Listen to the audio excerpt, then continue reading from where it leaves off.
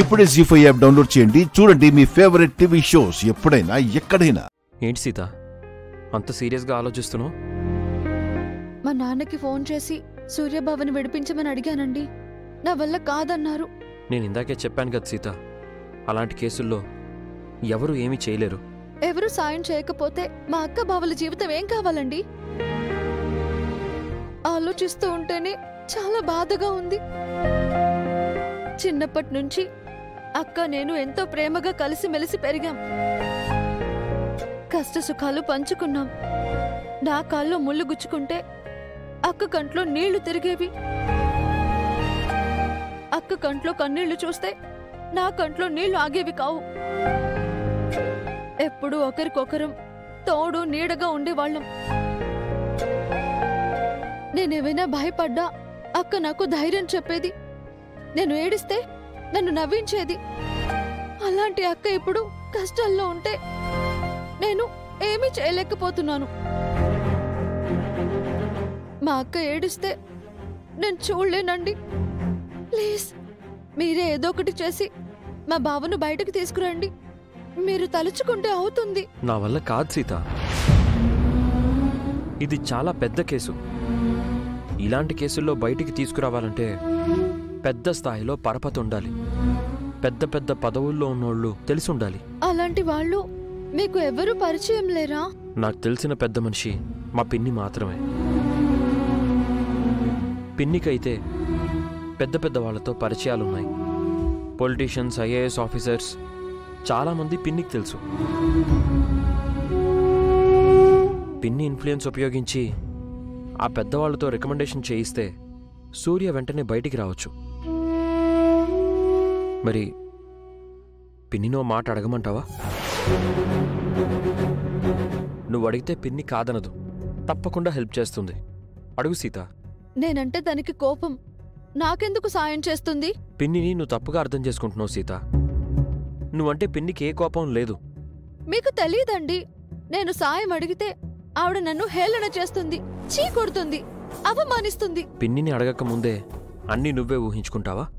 ఊహ కాదండి, జరగబోయేది ఇదే. అలా ఏం జరగదు, నేను చెప్తున్నాను కదా. ఇది వరకు ఒకసారి సూర్యకి యాక్సిడెంట్ అయితే పిన్నే కదా డబ్బు సహాయం చేసింది. అంతెందుకు, సూర్య మధుల పెళ్లి ఎవరికీ తెలియకుండా సీక్రెట్గా జరిగిందని పిన్ని మన రిసెప్షన్తో పాటు వాళ్ళ రిసెప్షన్ కూడా చెయ్యాలనుకుంది.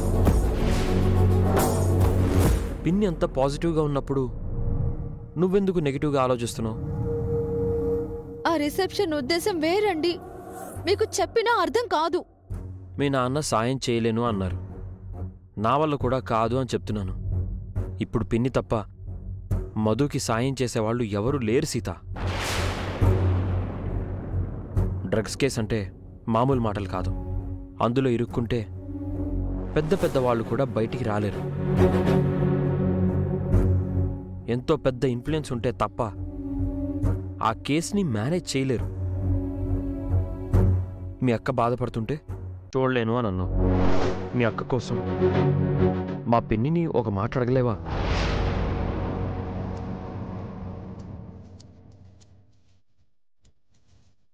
నీ తరపున నేను అడగచ్చు, కానీ నువ్వు అడిగితే వేరుగా ఉంటుంది. మా పిన్నిని నోరు తెరిచి సాయం అడగడం ఏంటా అని నువ్వు ఈగోకి పోకు. ఇప్పుడు పంతాలకి పోతే కష్టం. ఆలోచించుకో సీత.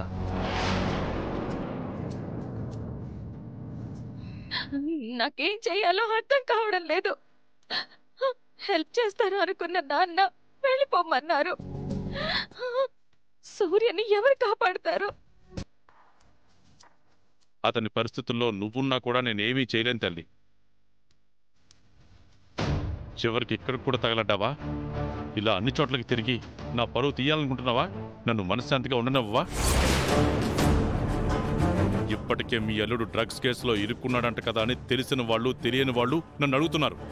సమాధానం చెప్పలేక తలెత్తుకోలేక చస్తున్నాను. అప్పుడు లేచిపోయి పెళ్లి చేసుకుని నా పరువు తీశావు. ఇప్పుడు నీచమైన తప్పు చేసి మిగతా పరువు తీస్తున్నాను.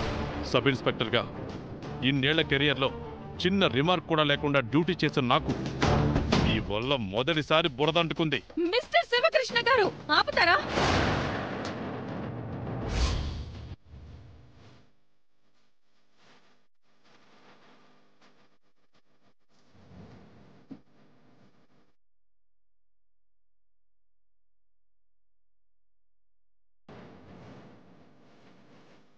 ఇది మీ ఇల్లు కాదు నన్ను నిలదీయడానికి.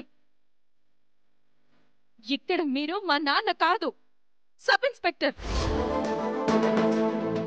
నా భర్తని మీ పోలీసులు తప్పుడు కేసులో అరెస్ట్ చేసి అన్యాయంగా నిర్బంధించారు. ఆయన్ని కలిసి ధైర్యం చెప్పడానికి పోలీస్ స్టేషన్కి వచ్చాను. అది పరువు తక్కువ అని మీరే కాదు, ఏ పోలీసు చెప్పలేరు.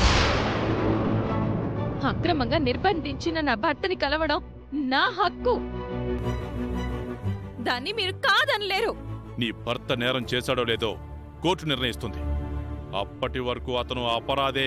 నా భర్త చాలా మంచివాడు, ఎలాంటి తప్పు చెయ్యడు. ఎక్కడో ఏదో పొరపాటు జరిగింది.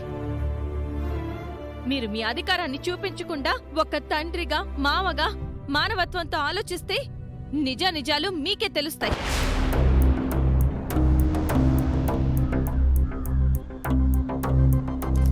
నేను యూనిఫామ్లో ఉన్నాను. నా డ్యూటీ నేను చేస్తున్నాను. సాక్ష్యాధారాలతో సహా పట్టుబడిన నిందితుడి పట్ల ఒక పోలీస్గా మానవత్వాన్ని, దయా, జాలిని చూపించలేను.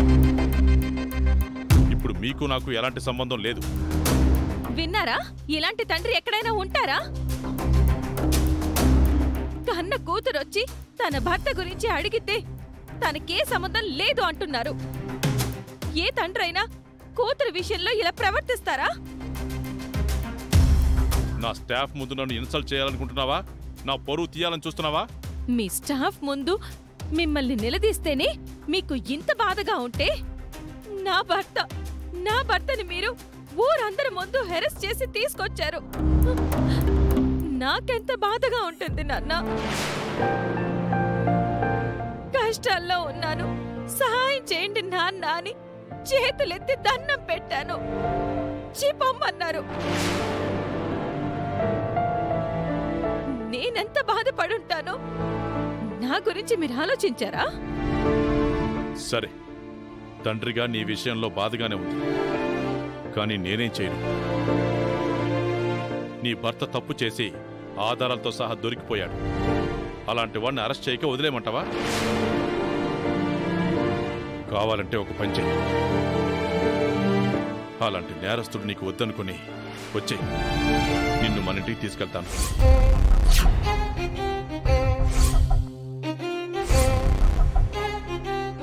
ఏం మాట్లాడుతున్నారు నాన్న? నేను నా భర్తని వదిలేయాలా? నేను మీతో ఉండాలంటే నా భర్త నాతో ఉండకూడదా? నేరస్తులకి నా స్టేషన్లో చోటుంటుంది కానీ నా ఇంట్లో ఉండదు. అలాగే నేరస్తులతో, వాళ్లతో సంబంధం ఉన్న వాళ్లతో నేను ఎలాంటి సంబంధం పెట్టుకోను. నువ్వు అతనితో తెగతింపులు చేసుకుంటే నీ జీవితం గురించి నేను బాధ్యత తీసుకుంటాను. ఆపండి నాన్న. జీ5 యాప్ డౌన్లోడ్ చేసి అన్ని ఎపిసోడ్స్ పూర్తి ఉచితంగా చూడండి.